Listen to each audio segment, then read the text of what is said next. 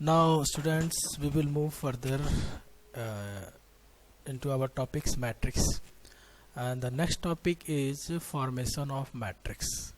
मतलब इसका हम लोग मैट्रिक्स कैसे बनाते हैं. Then you can form a matrix of given order if its element is given by some specific rule. अब आप एक मैट्रिक्स बना सकते हो किसी भी ऑर्डर का. वो ऑर्डर आपको गिवन होगा क्वेश्चन में, और उस मैट्रिक्स का एलिमेंट का भी कुछ स्पेसिफिक रूल को फॉलो करेगा. अब एक एग्जांपल लेते हैं. Suppose this is the question here. Construct एक matrix of order 2 into 3. 2 into 3 का एक मैट्रिक्स बनाना है, और एलिमेंट, इसका एलिमेंट जो है इस रूल के अकॉर्डिंग होना चाहिए. ओके, अब इसका solution, we will see the solution of this question. So then you see our order is 2 into 3. That means that I represent the row number and J represent the column number. I जो है रो number को represent करता है, J column number को represent करता है. तो हमारे पास कितने रो हैं? 2. तो I की वैल्यू लाई करेगा 1 से लेके 2 तक, इंक्लूडिंग 1 एंड 2. मीन्स I की दो वैल्यू होगी 1 and 2. Okay, only integral value लेंगे हम रो और कॉलम में. और इसी तरह जे, यहाँ पर कॉलम है हमारे 3, तो जे की वैल्यू 1 2 3, ये 3 वैल्यू हो पाएगी.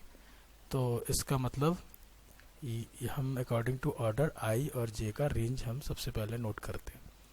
उसके बाद we will suppose a 2 into 3 matrix like this. A equal to, हमने 2 इंटू 3 मैट्रिक्स हमने सपोज कर लिया इस तरह का होगा, जिसमें 2 रो एंड 3 कॉलम्स हैं. 2 रोज and 3 columns here.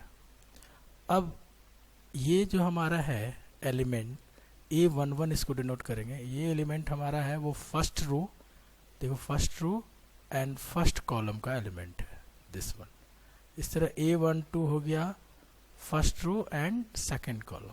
A13 first row and third column.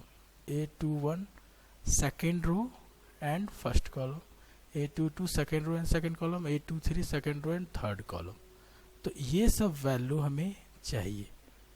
तो इस वैल्यू के लिए, for finding this value, we will use this formula which is already given in the question. तो क्वेश्चन में हमारा दिया हुआ Aij equal to half I minus J. तो इसके भी बेस पे हम A11 निकालेंगे. इसका मतलब है कि इस वैल्यू में हम i की वैल्यू 1 और j की वैल्यू 1 रखेंगे इस फॉर्मूले में. तो देखो इसमें हाफ 1 माइनस 1 0 का मॉड 0 है, 0/2 0. तो हमारा A11 की वैल्यू 0 हो गया. इसी तरह A12 का मतलब इसी फॉर्मूले में हर एक एलिमेंट हमें इसके अकॉर्डिंग ही निकालना है. तो इस फॉर्मूले में हम i की वैल्यू 1 पुट करेंगे और j की वैल्यू 2. तो हमारा ये हाफ आंसर आएगा. 1 माइनस 2 माइनस 1 होता है, माइनस 1 का मॉड क्या होगा? +1, तो 1/2. इसी तरह A13 i की वैल्यू 1 और j की वैल्यू 3 पुट करेंगे तो 1 आएगा. A21 i की वैल्यू 2, j की वैल्यू 1 पुट करेंगे तो ये हाफ आएगा. A22 i की वैल्यू भी 2 एंड j की वैल्यू भी 2 पुट करेंगे, है ना. दिस वैल्यू i की वैल्यू और ये j की वैल्यू दोनों 2 पुट करेंगे तो हाफ 2 माइनस 2 0 हो गया, ये 0/2 0. A23 भी इसी तरह हमारा निकल आएगा. फिर इन सब वैल्यू को हम पुट कर देंगे हमारे मैट्रिक्स के फॉर्म में. 10 हमारा मैट्रिक्स हमारा ये आ गया. A11 वैल्यू ये था, A12 A13 A21 A22 A23. तो ये हमारा this is the answer. Now students, our next topic is equality of matrices. Okay, तो इक्वालिटी ऑफ मैट्रिसेस का मतलब क्या हुआ? दो मैट्रिक्स इक्वल कब होंगे?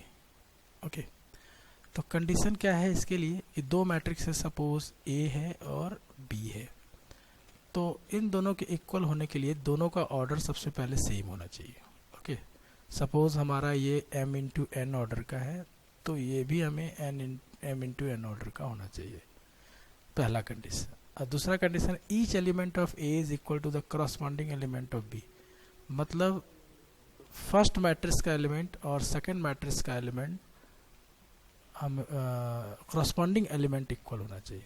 अब इसका एग्जांपल देखेंगे।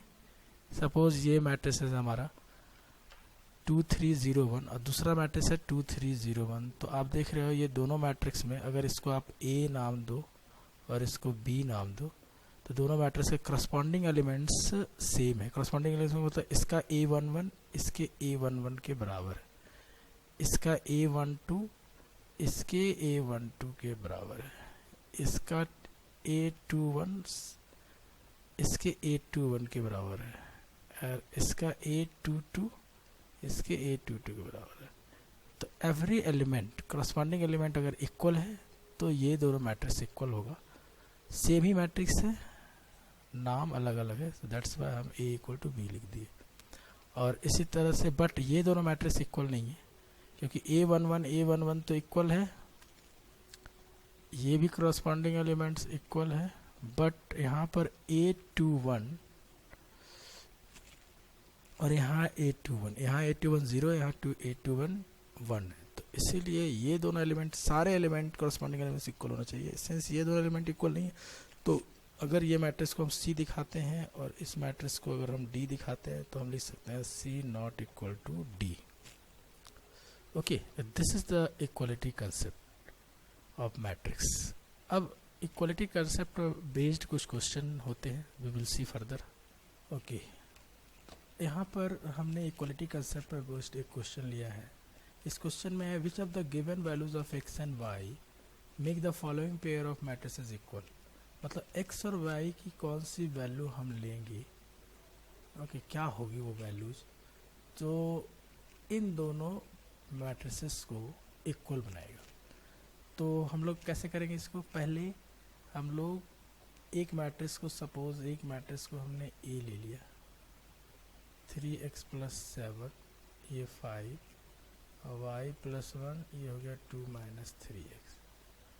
एंड सेकेंड मैट्रिक्स को सपोज हमने B सपोज लेट कर लिया, 8 and 4 कर लिया, ठीक है।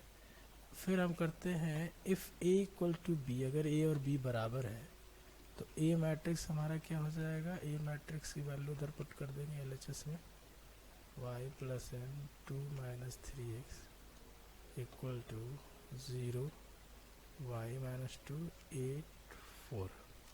ओके, अब हम क्या करेंगे कि यहाँ पर लिखेंगे बाई इक्वलिटी कंसेप्ट।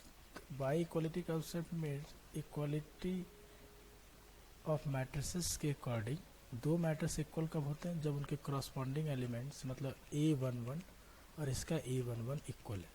तो आप देख रहे हो A11 इसका क्या है 3x + 7 और इसका A11 क्या है 0, तो ये हमारा इक्वल हो गया। तो इससे एक इक्वेशन बन गई, इसको सॉल्व करके x की वैल्यू निकाल लेंगे। तो यू नो x की वैल्यू क्या होगी, आपको पता है -7/3, ये हमारा एक आंसर x की वैल्यू आ गई। फिर अगेन हमारा A12 first row second column का एलिमेंट है हमारा 5 है, यहाँ पर A12 क्या हो गया हमारा y - 2, first row second column, first row and second column. तो हम लोग लिखेंगे यहाँ पे नेक्स्ट आगे हम लिखेंगे y - 2 equal to 5। Okay, let's see once again, y - 2 equal to 5। तो अब इसको सॉल्व करके हम y की वैल्यू निकाल लेंगे 7। तो x और y की वैल्यू मिल गई और ये वैल्यू ही हमें चाहिए था। तो अगेन आप देख सकते हो कि अगर ये इक्वेशन को भी आप इक्वल करो A21 second element of second row and first column and element of second row and first column y + 1 = 8 करते हो तो भी आपकी y की वैल्यू 7 आएगी। और अगर 2 - 3x = 4 करते हो तो x की वैल्यू -7/3 आएगी। You can check it further again. Let's see here y +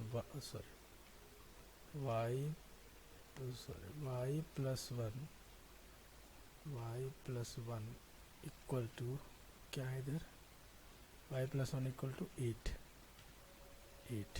आप देखो y + 1 इक्वल टू हमने 8 किया and then if you solve it तो y की वैल्यू क्या आ गई 7, सेम वैल्यू। ऑल्सो आप देखते हो इधर 2 minus 3x equal to 4, 2 minus 3x equal to 4, then 3x equal to ये इधर आ जाएगा और इधर आ जाएगा 2 minus 4, 3x equal to -2 and x की वैल्यू क्या हो गई -2/3 और इधर x की वैल्यू क्या है -7/3। तो इधर x की वैल्यू है -7/3 आपने देखा, और इधर x की वैल्यू है -2/3। तो you get two contradictory values of x। y की वैल्यू सेम यहाँ पे है, पर x की वैल्यू आपने कंट्राडिक्टरी फाइंड किया, वो फाइंड हुआ। तो इसीलिए हम यहाँ पर लिख सकते हैं x की वैल्यू और y की वैल्यू दोनों जितने भी इक्वेशन आप बनाओगे सब में सेम आनी चाहिए। अगर अलग अलग वैल्यू आ रही है तो हम लोग लिख सकते हैं यहाँ पर since the values of x are difference, the values of x are different, so not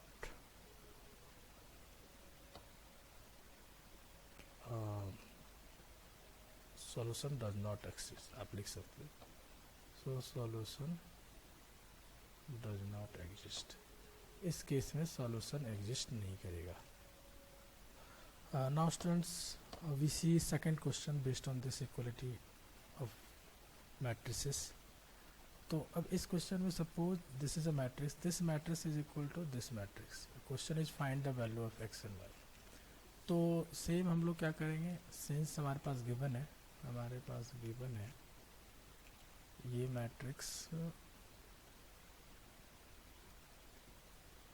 equal है इस मैट्रिक्स के, तो हम लोग फिर अगेन लिखेंगे बाय इक्वालिटी कंसेप्ट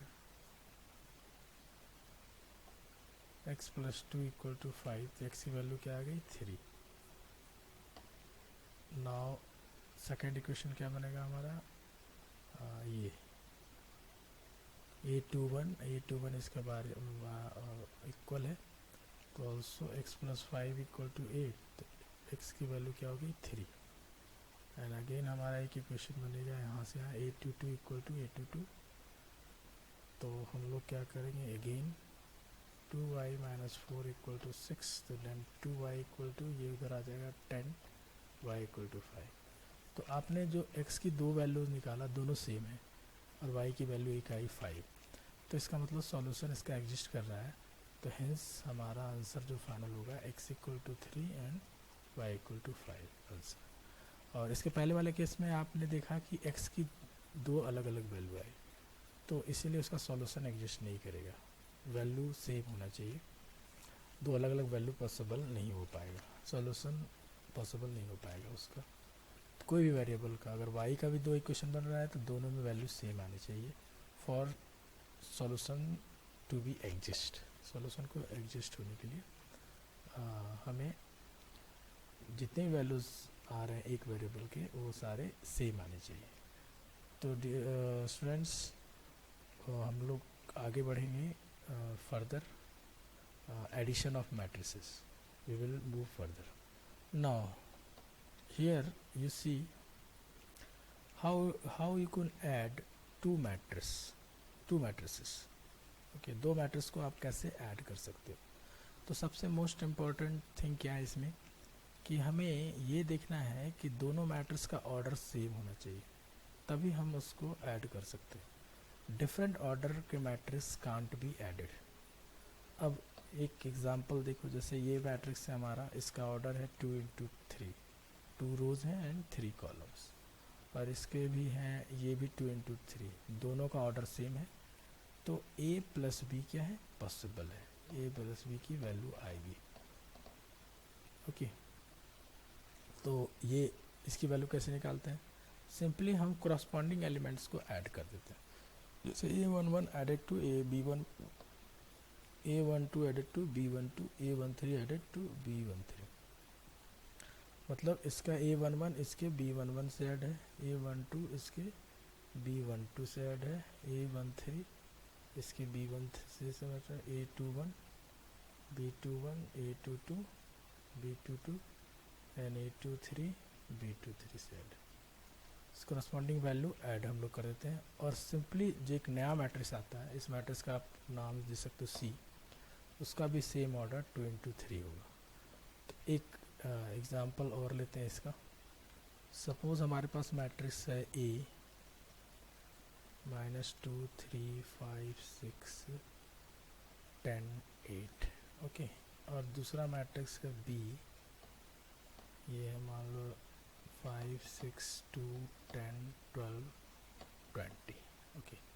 एक और मैट्रिक्स ले लेते हैं C 2 3 4 5। अब हमें फाइंड करना है suppose A plus B, okay. तो A प्लस बी फाइंड करना है, तो A सबसे पहले हम ऑर्डर देखेंगे A प्लस बी, A और B का क्या है। तो A में है 1 2 3, 3 रोज एंड कॉलम कितने हैं 1 2 2 कॉलम, 3 into 2। इसी तरह ये इस B का भी ऑर्डर 3 into 2 है, तो A प्लस बी पॉसिबल होगा। तो हम सबसे पहले A मैट्रिक्स को लिखेंगे यहाँ पे, फिर अगेन B मैट्रिक्स को लिखेंगे 5 6 2 10 12 20, फिर इसके करस्पॉन्डिंग एलिमेंट्स को जोड़ देंगे। -2 + 5 कितना हो गया 3, 3 + 6 9, 5 + 2 7, 6 + 10 16, 10 + 12 कितना हो गया 22, ये क्या हो गया 28। ये हमारा A प्लस बी मैट्रिक्स हो गया और इसका भी ऑर्डर हमारा क्या हो गया 3 into 2, ओके। और सपोज आपको A प्लस सी की वैल्यू निकालने के लिए पूछा, A plus C is what और B plus C is what. तो आप देखते हो since order of A is here 3 into 2 and order of C is here 2 into 2, तो हम लोग लिखेंगे since order of A and C are different, so A plus C is not possible. And likewise हमारा B का भी order 3 into 2 है, तो that's why B plus C is also not possible, ये भी हमारा पॉसिबल नहीं। तो dear students, we will move further in next video. Till then you just revise it.